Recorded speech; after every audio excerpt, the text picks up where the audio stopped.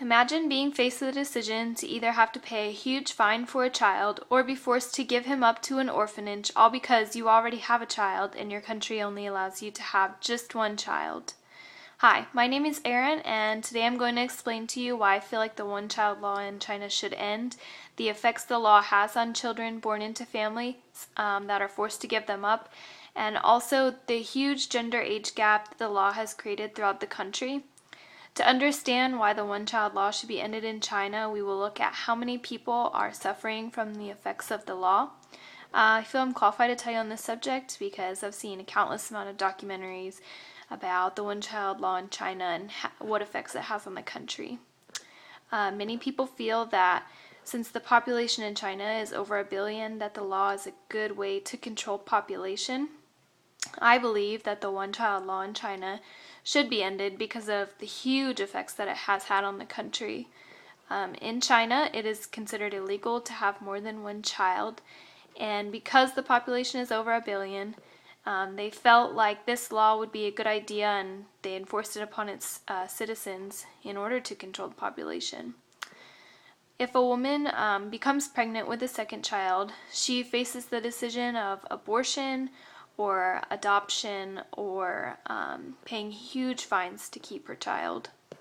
According to an article on MSNBC, even if the one-child law is abolished in China, many Chinese people feel that other Chinese will be apprehensive to have more than one child. They say that it's a huge costly effect on a family to raise more than one child, and also it's become tradition to just have one child, and that seems to be more important than fixing the social and economic problems that China has because of this law. Many women face the decision of abortion or fines if they decide to keep a child or get pregnant with another child. Recently, a photograph of a woman hospitalized after an abortion has been circulating the web.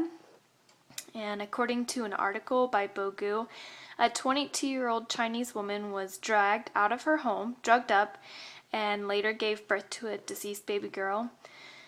The report claims that due to the one-child law, forced abortions happen all the time in rural villages, and this is not an uncommon thing. Li Changping writes in her article, "The purpose of family planning was to control population, but now it has become murder population."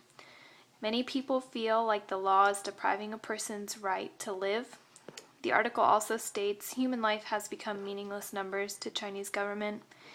And it also states that the law makes low-class rural people the worst affected victims because they have no money or social power to fight the people that are making them, have abortions or pay fines. Many Chinese people choose to keep their boy children over girls because boys traditionally stay in the village their whole life, and they're most likely to take care of the village elderly. And since boys are preferred, the country's orphanages are full of girl children. Actually, the highest importer of Chinese girls are American families. American families often adopt from China because of the overwhelming amount of children available due to the one-child rule.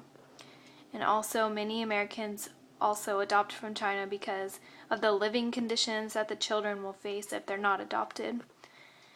Because boys are preferred, China is in the midst of a huge social problem.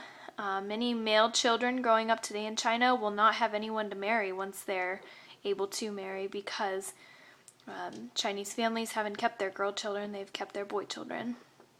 And due to these looming social problems, China is considering ending the policy by 2020 to help make up the severe gender deficit, but it's still going to be so severe that many people won't have anyone to marry. China's one-child law is not the right answer for population control. Today I've told you why I feel like the one-child law in China should end, the effects the law has on children born into a family that is forced to give them up, and the huge gender age gap that the law has created throughout the country. The policy not only affects the country socially, but it also has many lasting emotional effects on families, and sometimes even physically if a woman has to endure an abortion because of this. This law should be ended, and a better, more humane population control effort should be made by the Chinese. Thank you.